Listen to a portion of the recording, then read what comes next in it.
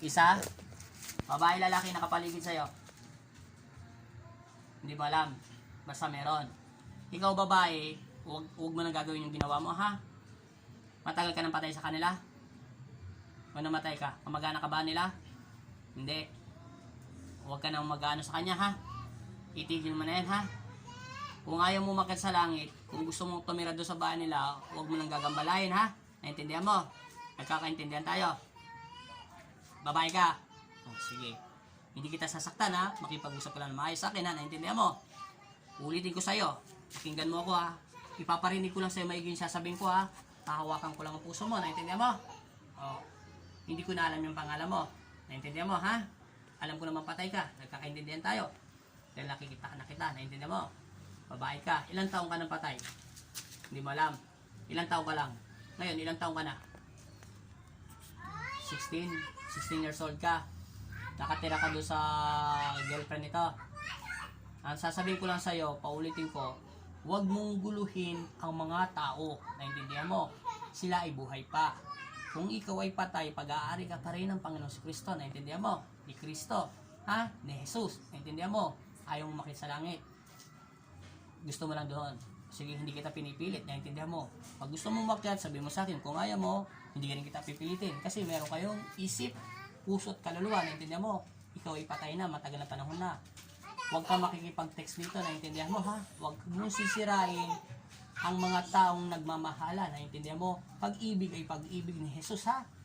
Ayaw kong saktan ka, ayaw kitang patayin. Hindi ako katulad ng ibang manggagamot na pag nakapatay ng mangkukulam at nakapatay ng mga masasamang espiritu, inaangat na nila ang kanilang sarili. Naintindihan mo? Totoo yun. Sa panahon ni Moses o sa Exodus, pinapatay ang mga mangkukulam. Nagkakaintindihan mo? Kaya lang kita nakakausap dahil dyan sa puso, ha? Naintindihan mo? Para malaman ko kung may galit ang puso mo. Naintindihan mo? Sa panahon ni Moses o sa panahon ni Exodus, ay pinapatay lahat ang mga mangkukulam at nakikiapid. Pero tinanggap ko ang kapangyarihan ng Amang Jesucristo ni Jesus Nazareno upang ibalik kayo sa pag-ibig ng Panginoon. Naintindihan mo? Manatili sa pag-ibig ng Panginoon. Hindi ko kagustuhan pumatay dahil anak pa rin kayo ni Jesus. Naintindihan mo? Pag-aari pa rin tayo ng Panginoong Jesucristo. Alisin ang galit sa iyong isip at puso. Nakakaintindihan tayo? Huwag mo nang gagawitin at uulitin na makikipag-text ka sa kanya at sasanib ka, ha? Naintindihan mo? Huwag mong gagamitin ang mga bagay na mga anong gadget. Nagkakaintindihan tayo? Wala kang pangalan. Alam mo lang patay ka. Isa kang babae. 16 years old ka. Ayaw mo makyat sa langit. Ang sabi mo, ayaw mo pang makyat. Gusto mo lang doon sa bahay ng girlfriend niya. Huwag mo na ulitin yan, ha?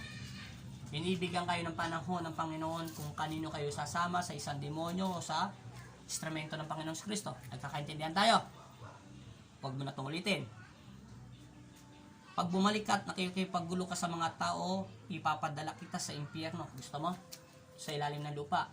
Hindi ka na makakatira sa loob ng mga bahay. Naintindihan mo? Palalayasin kita ron. Ayaw kong pumatay. Kasi pagdating ng panahon, mga kaluluwa, kami rin ay mamamatay ang magiging kaluluwa. Naintindihan mo? Dapat manatili kami sa Panginoon. Hindi kami nananakit. Naintindihan mo? Hindi ako katulad ng ibang tao. Napapatayin ko kayo at pupugutan kayo ng hininga. Kahit pugutan ko kayo ng hininga, walang taong makakapatay sa mga masasamang espiritu o demonyo dahil kayo ay mga patay na. Naintindihan mo? Binabalik lang namin kayo sa ilalim ng lupa pag matitigas ang ulo nyo. Naintindihan nyo? Ayaw namin yung gawin kasi walang inuutos ang aking Panginoong Kristo na patayin kayo. Kailangan mapagabag ko ang puso nyo, alisin ang galit. Kung ano man naranasan nyo, yung panahon yung nabubuhay kayo, ay dapat ito itapon sa ilalim ng lupa. Nagkakaintindihan? Ihiwalay ka na sa loob ng katawan niya. Alis ka na. Anong gusto mo? Ako pa magpalayas o kusa ka nga alis sa loob ng katawan niya? Alis ka na sa kanya. Sa kang babae, 16 years old. Umayo ka at umalis ka sa loob ng katawan niya. Naintindihan mo? Huwag mo nang gagambalain to, ha? Nagkakaintindihan tayo. Pag bumalik ka, hindi naman kita mapapatay. Kasi patay ka na.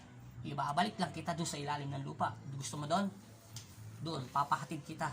Ilan ang anghel ang nakapaligid sa'yo? Ilan liwanag? Isa lang. Babae, lalaki? Hindi mo kita. Sige, gusto mo siyang utusan ko na ipadala ka sa ilalim ng lupa? Ayaw mo? matinding, nakakatakot doon. Naintindihan mo? Huwag ka na manggugulo ng mga tao, ha? Dahil ayaw mo pa naman umakyat sa langit, kaya hindi kita ayaw mo naman. Sige, sana paakyatin ka na, kaso ayaw mo. Sige, at tumayo ka, tumalis ka dyan sa katawan ng tao na ito. Layas ka. Layas! Sa pangalan ng Ama, ng Anak at Espiritu Santo, Ama Jesus, amang Nazareno, kami ang iyong mga nakilay niyo kami sa panganib at masamang espiritu. Binigyan mo ko ng kapangyarihan, kaya manguna sa aming buhay. Amen. At gumising ka sa pangalan ni Jesus. Pangalan to? Jopri! Gising! Huy! Gising!